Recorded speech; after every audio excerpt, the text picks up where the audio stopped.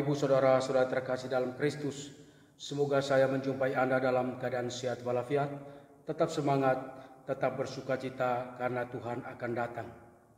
Jumpa kembali dengan saya, Pater Dion Damis SWD, dalam Renungan Harian Embun Sabda, Jumat 18 Desember 2020.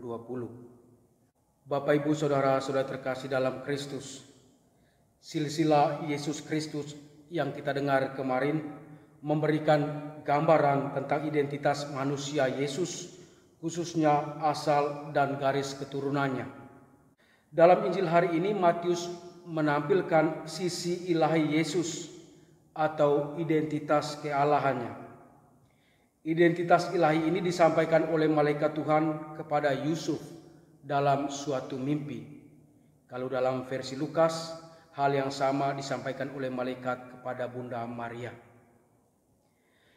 Injil Matius menggambarkan kegalauan Yusuf ketika tahu Maria mengandung sebelum mereka hidup sebagai suami istri. Kita bisa membayangkan dilema yang melanda hati Yusuf dengan sederetan pertanyaan yang tak terjawab. Yusuf tentu berhak menyelesaikan problemnya menurut hukum yang berlaku. Namun dia tidak memilih jalan itu karena menurut Injil dia seorang yang tulus hati. Artinya seorang yang baik, seorang yang benar, seorang yang berbelas kasih. Meskipun Yusuf galau dan tidak mengerti semuanya, dia diam. Di tengah situasi itu, malaikat Tuhan datang dalam mimpi dengan kata peneguhan. Janganlah engkau takut mengambil Maria sebagai istrimu. Bersamaan dengan itu, malaikat Tuhan mewahyukan kepada Yusuf anak yang ada di dalam kandungan Bunda Maria. Pertama, anak dalam kandungan Maria berasal dari Roh Kudus, dari Allah, bukan hasil kecelakaan atau hubungan terlarang. Yang kedua, anak itu seorang laki-laki. Yang ketiga, Yusuf dipercayakan untuk menamai anak itu dengan nama yang berasal dari Allah sendiri, Yesus, yang berarti Yahweh yang menyelamatkan. Nama ini sekaligus mengungkapkan peran atau misinya, yaitu menyelamatkan manusia dari dosanya. Yesus itu merupakan pemenuhan ramalan Nabi Yesaya. Yesaya bab 7 ayat 14. Dia adalah Immanuel, artinya Allah menyertai kita. Setelah mendengar nubuat malaikat, Yusuf harus mengambil keputusan besar.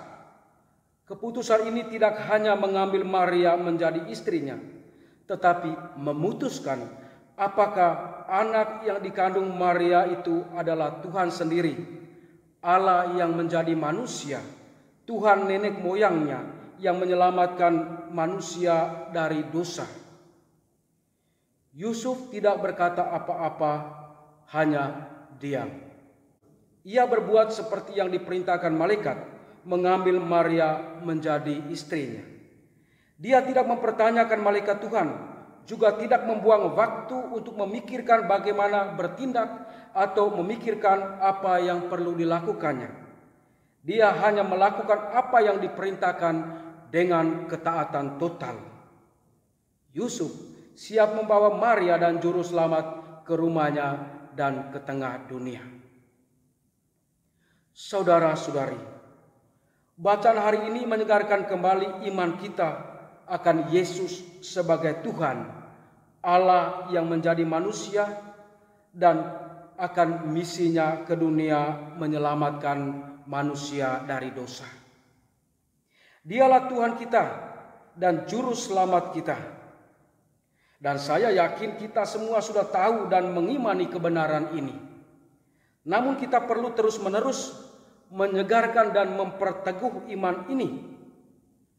Karena kita hidup di tengah dunia yang plural. Kita hidup di tengah dunia yang memiliki banyak tawaran atau banyak pilihan tentang Tuhan.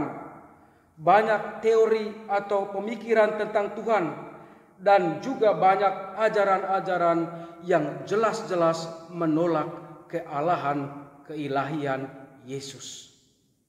Kalau kita tidak hati-hati, kalau kita tidak memperdalam iman kita, maka mungkin keyakinan kita akan Yesus sebagai Tuhan, sebagai Allah akan kabur di tengah banyak pilihan itu.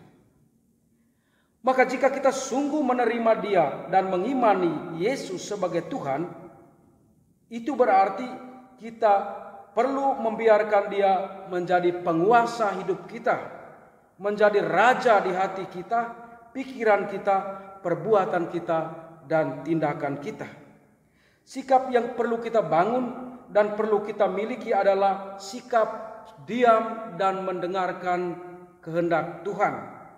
Dan setelah itu, sikap ketaatan total terhadap kehendaknya, terhadap perintah-perintahnya. Kita perlu belajar lagi dari Yusuf. Dalam kegalauan hidup dan tantangan, dia diam.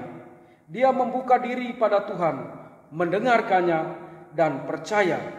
Dan setelah itu, dia melaksanakan perintah Tuhan dengan ketaatan total. Maka saudara-saudara, marilah kita berjuang terus supaya percaya dan taat serta siap melakukan tugas yang dipercayakan Tuhan kepada kita. Semoga dalam situasi apapun kita tetap percaya bahwa Yesuslah Immanuel, Allah yang menyertai kita. Kita juga perlu terus-menerus mendengarkan kata peneguhan malaikat Tuhan dalam Injil hari ini. Janganlah engkau takut. Tuhan sertamu. Semoga saudara-saudara sekalian dilindungi, dibimbing dan diberkati oleh Allah yang Maha Kuasa, Bapa dan Putra dan Roh Kudus. Amin.